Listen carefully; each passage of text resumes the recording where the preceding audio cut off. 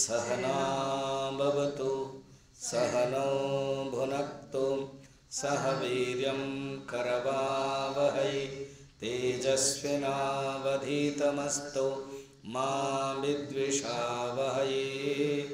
ओम शांति शांति शांति। गुरुर्ब्रह्मा गुरुर्विष्णुः गुरुर्देवो महेश्वरः गुरुरेव परं ब्रह्म तस्मै श्री गुरवे नमः। समस्त जन कल्याणे निरतं करुणामयं नमामि चिन्मयं देवं सद्गुरुं ब्रह्मविद्वरं गुरुं ब्रह्मविद्वरं। गुरु पादुका स्तोत्रम, ये शंकराचार्य ने लिखा है। इसमें 9 श्लोक है। हर कोई श्लोक के 4 चरण होते हैं। चरण को कहते हैं स्टांजा, 1 2 3 4। ये जो चौथा चरण है कमन है, नमो नमः श्री गुरु पादुकाभ्याम। गुरु कोई एक व्यक्ति नहीं है, गुरु एक तत्व है। शंकराचार्य ने जो ये गुरु पादुका स्तोत्र लिखा है, उन्होंने अपने गुरु के लिए लिखा। तो जो भी साधक इसको पढ़ेगा वो अपने गुरु के लिए वंदन करेगा। और अभी अभी हम लोगों ने पादुका पूजा किया, तो उसमें भी ये पादुका जो 2 पादुका है उसके लिए वंदन है। ये पादुका का अर्थ क्या होता है? एक होता है पाद और एक होता है पादुका। गुरुदेव के भी हम लोग शिष्य होने के नाते गुरुदेव ने मौका दिया था उनके पाद पूजा करने के लिए। जब मैं 1983 कोर्स में गया तो मैं देखता था उनके पाद पूजा होता था। 2 पैर रखते थे और उसमें जो अभी हम लोग सब संस्कार कर रहे हैं वो होता था। फिर धीरे धीरे उन्होंने मना किया कि अभी पादुका रहेगी, सामने वो बैठेंगे, जैसे अभी फोटो है तो ऐसे बैठते थे, सामने पादुका रहती थी और वो अपना माला में जस्ट जप करते थे। उसके बाद जो लास्ट होता है गुरु दक्षिणा और फल वो देते थे, वो लेते थे। उन लोगों को जो यजमान है उनको देते थे और उनके शैली है, सब लोग इंतजार करते थे किसके लिए? He will throw. वो बड़ा इंटरेस्टिंग है जो फल है। फिर कभी देते भी नहीं थे, थ्रो करते ही नहीं थे, ऐसे रखते थे, हो गया बस। उनके मूड, मास्टर्स मूड। ये जो पाद हो या पादुका हो, पाद क्या है? डायरेक्ट। पादुका क्या है? एक चिन्ह, एक सिंबल। तो जो पाद में, हर कोई पाद में हम खड़े रहते हैं, हम अपना चरण में खड़े रहते हैं। इस पृथ्वी में जब जन्म होता है बच्चा, तब वो तो खड़ा नहीं हो पाता है, वो लेटा होता है। और डॉक्टर्स लोग जानते हैं, पहले सिर आता है, बाद में पैर आता है। इसका अर्थ क्या है? पहले से ही हम जन्म होते ही शीर्षासन करके आते हैं। इसका अर्थ है सबको शीर्षासन करना है और ये इजी है, ये जन्मजात अधिकार है, ये जन्मजात स्वभाव। लोग कहते उन्होंने हमको शीर्षासन आएगा नहीं। अरे आएगा नहीं क्या, जन्म होते होते करके आए हैं, ठीक है। अभी बीच में भूल गए, अलग बात है। तो आते ही उसके बाद लेट जाते हैं और फिर वो जो नाभि कट होता है, अलग अलग सब है, संस्कार पड़ता है। फिर बच्चा बैठने का, करवट लेटना 3 महीना में तो बड़ा एक प्रसन्नता होती है। भगवान कान्हा भी कृष्ण के वर्णन है भागवत में। करवट लेटता तो लगता है हाँ बच्चा हलचल हो रहा है। फिर जब बैठता है ना, थोड़ा बैठ जाता है, पैर लंबा करके बैठता है, फिर गिर जाता है, बैठता है, फिर ऐसे ऐसे ऐसे हिलता रहता ना, फिर गिर जाता है, हो गया। फिर कभी कभी वो खुद ही रोता है। अच्छा, ये दूसरे के इतिहास नहीं है, हम लोगों की कथा है। हम लोगों ने ये सब किया। जब हम खड़े होते हैं ना, बच्चा जब खड़ा होता है, वो जितना प्रसन्न हो या न हो, वो पिताजी माताजी बहुत खुश होते हैं। हाँ, राजू खड़ा हो गया, मुन्ना खड़ा हो गया। और उसके बाद जब चलने लगता है ना, और अच्छा लगता है। अब मैं यहीं तक आ गया। क्या खड़ा होता है मनुष्य, ये एक उपलब्धि है। बच्चा जब खड़ा हो जाता है, एक उपलब्धि है। इसका अर्थ क्या है? जब हम पृथ्वी में जन्म होते हैं, पहले खड़े होके नहीं आते, पहले पैर भी नहीं आता है, उल्टा ही आता है। पहले सिर आता है, फिर उसके बाद होने के बाद अगर ऑपरेशन करना पड़ता है, करते हैं, तो बच्चा लेट जाता है, सोता है। फिर धीरे धीरे बड़ा होने पर, जैसे मैंने बताया, करवट, फिर बैठता है, खड़ा होता है। फिर तो अपने आप खड़े होना पड़ता है। बोलते थे अरे अपने आप खड़े हो, आत्मनिर्भर हो, बोलते हैं ना। कहां तक पिताजी के माताजी के कंधे में रहोगे? हिंदी में कहावत है, अपने आप खड़े हो। देखो, अपने पैर में खड़े होते हो कि नहीं? तुम अपने पैर में कब तक खड़े होगे? बोलते मैं तो खड़ा हूं 40 साल से ना, नहीं खड़ा है। देखो, मुहावरा ऐसे यूज होता है। तो मनुष्य जब खड़ा होता है पैर में, इसका अर्थ क्या है? स्ट्रांग बनता है। पाद हो या पादुका, जो गुरु है, किस में खड़े होते हैं? उनका खड़ा होना क्या है ना? सत्य में, निष्ठा में, वो सत्य में खड़े रहते हैं। He stands on truth.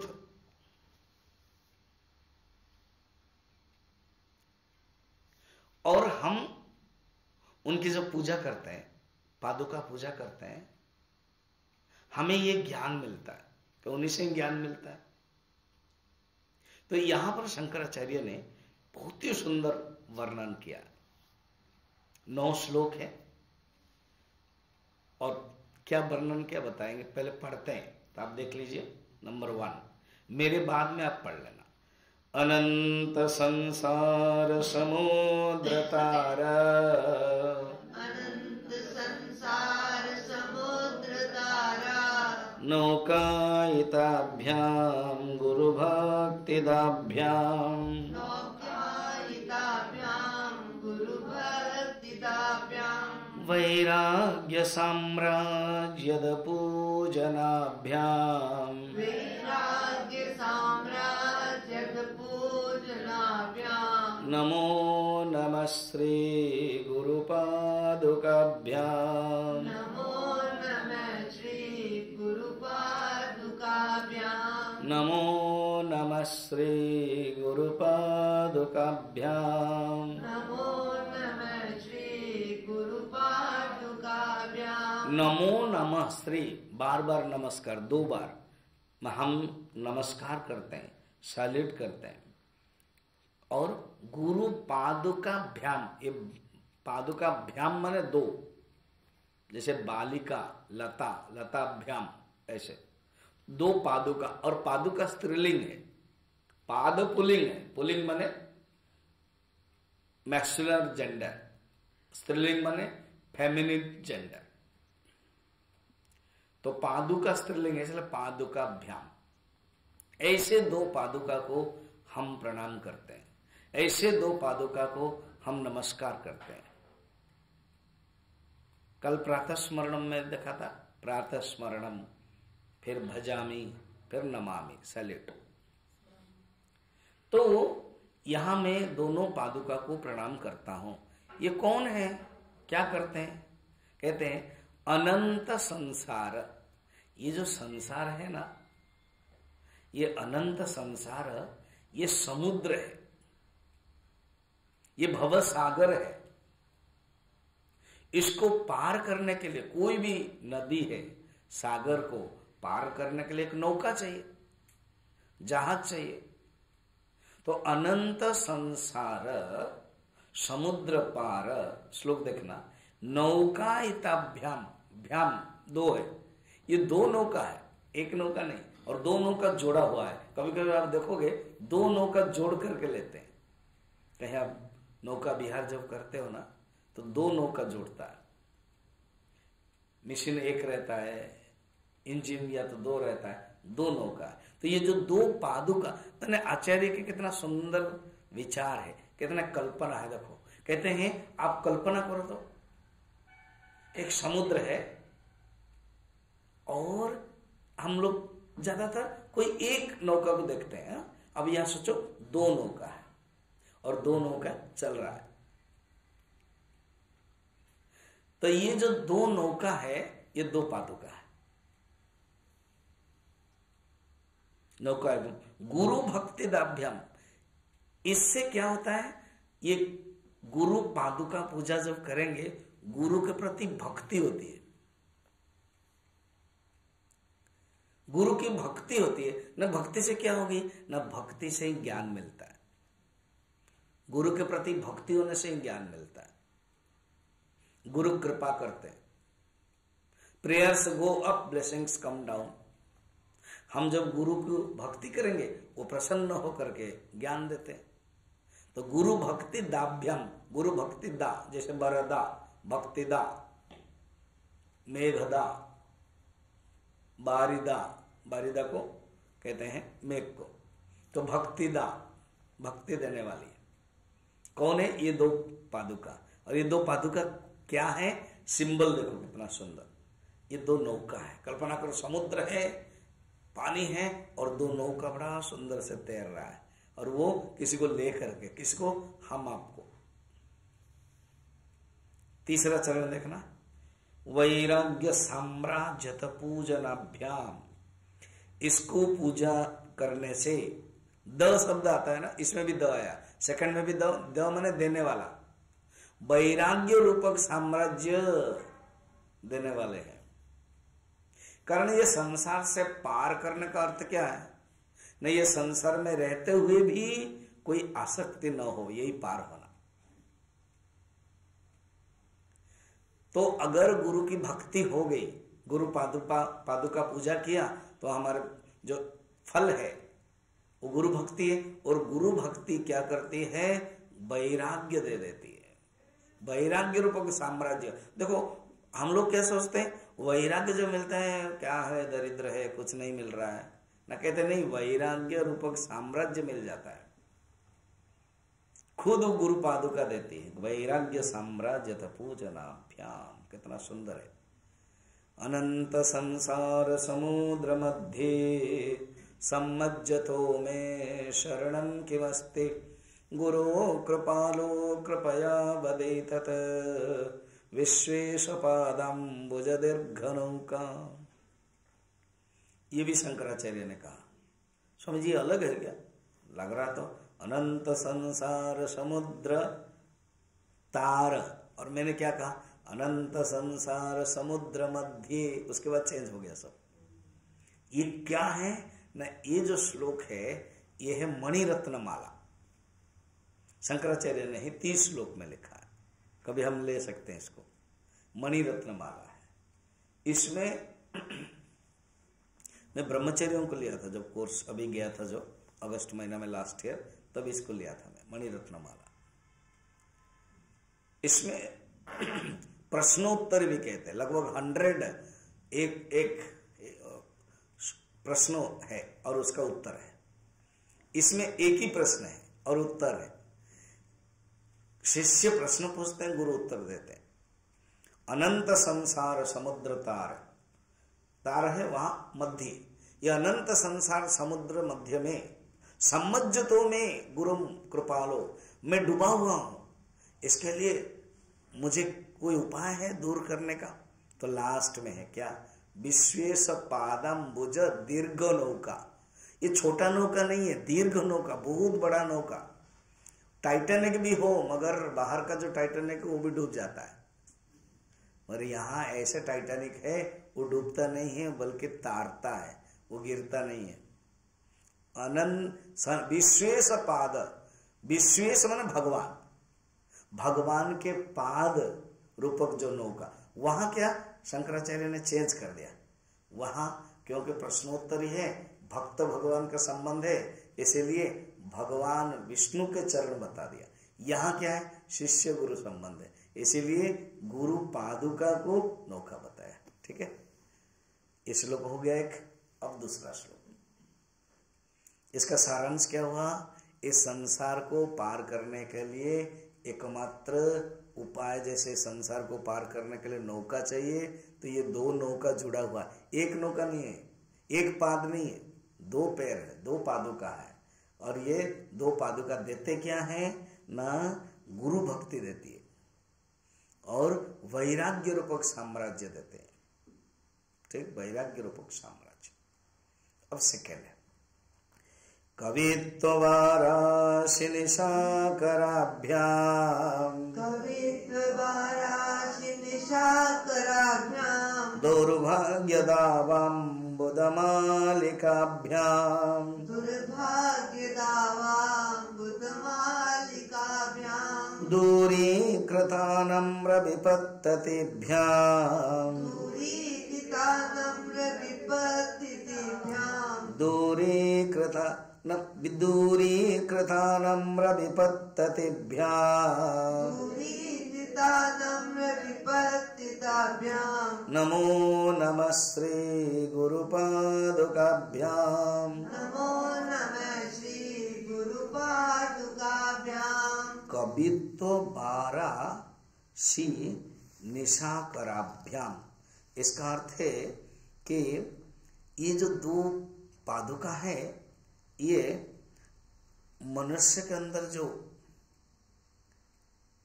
हृदय है, और इस हृदय में एक प्रस्फुटित होता है, जैसे प्रातस्मरामि हृदय संस्मृत आत्मतत्व बताया गया था, ऐसे ये तो पादुका इंस्पायर कर देती है। और इंस्पायर पोइट्री, कवित्व माने पोइट्री, अर्थात शंकराचार्य तो दार्शनिक भी है, कवि भी है, तो कहते ये जो दो पादुका है, ये कवित्व को ऊपर ले जाता है। क्या लेता है ना,